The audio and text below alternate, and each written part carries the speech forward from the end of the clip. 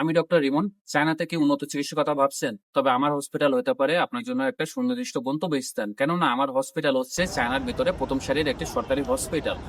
আপনি যদি ভালো কোনো ট্রিটমেন্টের জন্য চায়নাতে আসার জন্য আগ্রহী হন, তবে আমি বলবো আমার হসপিটালে আসতে পারেন। কারণ এখানে মানে ভালো এবং উন্নত ধরনের ট্রিটমেন্ট এবং ওয়ার্ল্ড ক্লাস ট্রিটমেন্ট প্রোভাইড করে থাকে, এবং এই হসপিটালের ভিসা প্রসেসের জন্য 10 থেকে 15 দিন সময় নিয়ে থাকে।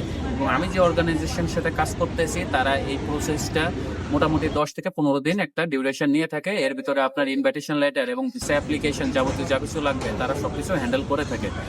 আর আপনার সার্জারি কস্ট বেসিক্যালি কেমন হয়ে থাকে, তো এটা ডিপেন্ডস করবে বাংলাদেশে যে ডায়াগনোসিস করছেন, তো এটার উপর ভিত্তি করে ইনভাইটেশন লেটারে আপনার নির্দিষ্ট পরিমাণ একটা অ্যামাউন্ট লিখে দেওয়া হবে যে এই পরিমাণ টাকা খরচ হবে। তার উপরে একটা ব্যাংক স্টেটমেন্ট নিয়ে আপনি আমার হসপিটালেই আসতে পারবেন। এবং শুধু আমার হসপিটাল নয়, চায়নার যে কোনো হসপিটালে আপনি ট্রিটমেন্টের জন্য এলিজিবল হয়ে থাকবেন।